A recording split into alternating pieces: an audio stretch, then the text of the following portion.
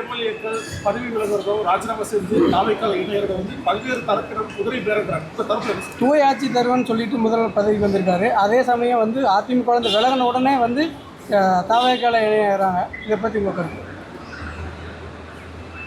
இது ஆரோக்கியமான ஒரு அரசியலாக விடுதலை சிறுத்தைகள் கட்சி உணரவில்லை, கருதவில்லை. இந்த ஆட்சி அமைய வேண்டும் என்பதற்காகவும் குடியரசுத் தலைவர் ஆட்சி இங்கே வந்துவிடக்கூடாது, அதை தடுக்க வேண்டும் என்பதற்காகவும் இடதுசாரி கட்சிகளோடு இணைந்து விடுதலை சிறுத்தைகள் கட்சி இந்த முடிவை மேற்கொண்டது. எங்கள் ஆதரவை நாங்கள் நல்கியிருக்கிறோம்.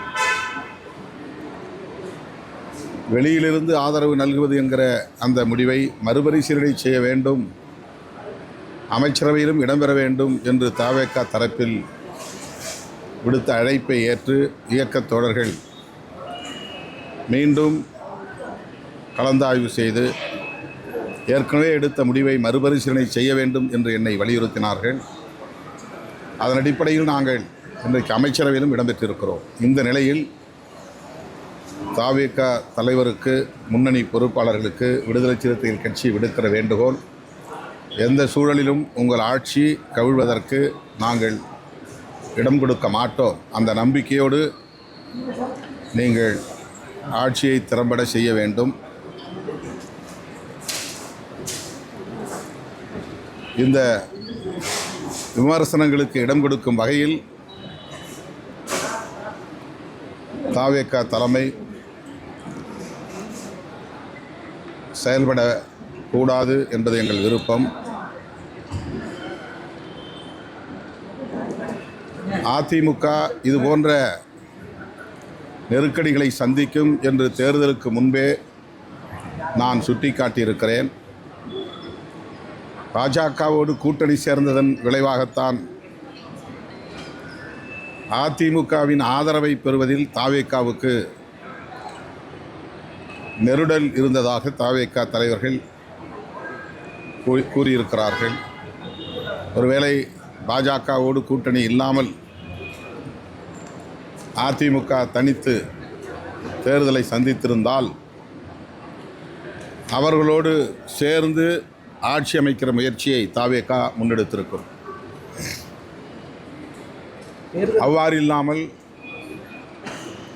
காங்கிரஸ் ஆதரவை நாடியதற்கும் இடதுசாரிகளுடைய ஆதரவை நாடியதற்கும் அதிமுக பாஜக உறவுதான் காரணம் என்பதை தவேகா தலைவர்கள் கூறியிருக்கிறார்கள். ஆகவேதான் இன்றைக்கு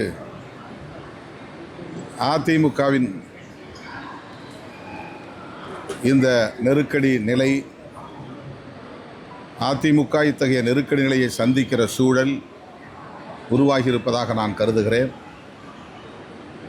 இது ஒருபுறம் இருந்தாலும் தவேகா தலைமை இதுபோன்ற நடவடிக்கைகளுக்கு ஊக்கமளிக்கக்கூடாது என்பது என்னுடைய வேண்டுகோள். யார் சட்டமன்ற உறுப்பினர் பதவியை ராஜினாமா செய்துவிட்டு வந்தாலும் அவர்களை கட்சியிலே இணைத்துக் கொள்வது என்பது தவேகாவின் மீதான நம்பகத்தன்மையை பாதிக்கச் செய்யும். எனவே தவேகா தலைமை இதில் கவனமாக இருக்க வேண்டும் என்பது என்னுடைய வேண்டுகோள். தவேகாவுக்கு வந்து மெஜாரிட்டி இல்லாதனால ரிசைன் எம்எல்ஏக்களை வந்து ரிசைன் பண்ணிட்டு அவர் தலித்துகளுக்கு நாங்கள் தான் முக்கியத்துவம் கொடுக்குறோம் அப்படிங்கிற மாதிரி ஒரு சமூக வலைதளத்தில் தவேகா வந்து ஒரு பரப்புரையை மேற்கொள்கிறோம். என்னது? நான் வந்து தலித்துகளுக்கு வந்து 7 பேருக்கு நாங்கள் தான் அமைச்சர் பதவி கொடுத்துருக்கோம், இதுதான் முதல் முறை, அதனால் தலித்துகளுக்கான அரசியலை நாங்கள் தான் கையில் எடுக்கிறோம் அப்படிங்கிற மாதிரி அவங்க சமூக வலைதளங்களில் வந்து பரப்புரை செஞ்சுக்கிட்டே இருக்காங்க. அதை பற்றி உங்களுக்கு? தமிழ்நாட்டு அரசியலில் தலித்துகளுக்கு இவ்வளவு பேருக்கு அமைச்சரவை இடம் கொடுத்திருப்பது இது முதல் முறை. ஆனால் கர்நாடகாவில் ஏற்கனவே 6 பேர் 7 பேர் என்கிற அளவுக்கு அமைச்சரவையில் இடம்பெற்றிருக்கிறார்கள் என்பது ஒரு சான்றாக இருக்கிறது, எடுத்துக்காட்டாக இருக்கிறது. சில சட்டமன்ற உறுப்பினர்களுக்கு அமைச்சர் பதவி வழங்குவது என்பது அந்த சமூகத்திற்கான ஒட்டுமொத்த அரசியலையும் முன்னெடுப்பதாக ஆகாது. அந்த சமூகத்திற்குரிய அங்கீகாரம் அளிக்கப்பட்டிருக்கிறது என்கிற வகையில் மகிழ்ச்சி. தாவேக்காக்கு வந்து மெஜாரிட்டி இல்லாதனால இப்போ ரிசைன் பண்ண எம்எல்ஏக்களை வந்து ஜெயிக்க வச்சு அவங்க அதன் மூலிமா மெஜாரிட்டியாக இருக்கிறதுக்கான வேலைகளை செய்யுதுன்னு ஒரு குற்றச்சாட்டு. அதனால தான் இதை நான் சொன்னேன். அந்த மாதிரியான நடவடிக்கைகளை தாவேக்கா தலைமை ஊக்கப்படுத்த வேண்டாம். ஆதரவளிக்கக்கூடிய எங்களை போன்றவர்கள், அதாவது காங்கிரஸ் ஏற்கனவே நாங்கள் உங்களோடு நாடாளுமன்ற தேர்தல் வரையிலும் கூட்டணி வைக்கிறோம் என்ற அறிவிப்பையே வெளியிட்டு விட்டார்கள். எனவே அவர்கள் ஆதரவை திரும்பப் பெறப்போவதில்லை. இடதுசாரிகள் வெளியிலிருந்து ஆதரவு தருவதால் அவர்கள் எந்த நேரத்திலும் ஆதரவை திரும்பப் பெறுவதற்கான வாய்ப்பு இருக்கிறது என்கிற ஐயம் இருந்தாலும் அவர்கள் ஆட்சியை கழுக்க நாங்கள் இடம் கொடுக்க மாட்டோம் என்று உறுதியளித்திருக்கிறார்கள். விடுதலை சிறுத்தைகள் கட்சி அவ்வாறு வெளியிலிருந்து ஆதரவு தெரிவிப்பது பாதுகாப்பற்றது என்ற எண்ணம் அவர்களுக்கு மேலோங்கி இருந்ததனால் விடுதலை சிறுத்தைகள் கட்சிக்கும் இந்திய யூனியன் முஸ்லீம் லீக் கட்சிக்கும் அமைச்சரவையில் சேருங்கள் என்ற அழைப்பை விடுத்தார்கள். அவர்களுடைய அந்த அழைப்பில் உள்ள நுட்பத்தை நாங்கள் புரிந்து கொண்டோம். அதனை அங்கீகரிக்கிற வகையில் அல்லது ஏற்கிற வகையில்தான் எங்கள் கட்சியும் அமைச்சரவையில் இடம்பெறுவது என்கிற முடிவை கடைசியாக எடுத்தது.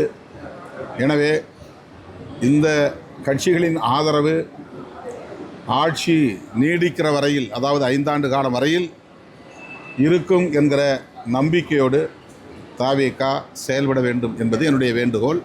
இந்த சந்தேகம் வருவதால் தான் அதிமுகவிலிருந்து பதவியை ராஜினாமா செய்துவிட்டு வரக்கூடியவர்களை இங்கே சேர்க்கும், தாவேகாவில் சேர்க்கும் முயற்சிகள் நடக்கின்றன என்கிற விமர்சனங்கள் வருகின்றன.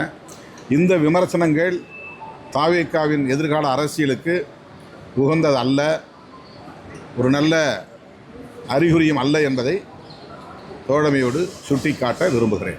செய்திகளை உடனுக்குடன் தெரிந்து கொள்ள கீழ்கண்ட கேபிள் மற்றும் டிடிஎச் நெட்வொர்க்குகளில் எம்நாடு செய்தி தொலைக்காட்சியை காணுங்கள். பாதகம் செய்பவரை கண்டால் நாம் பயம் கொள்ளலாகாது பாப்பா. மோதி மிதித்து விடு பாப்பா, அவர் முகத்தில் உமிழ்ந்து விடு பாப்பா. அண்மை செய்திகளை உடனுக்குடன் தெரிந்து கொள்ள இணைந்திருங்கள் எம்நாடு தொலைக்காட்சியுடன்.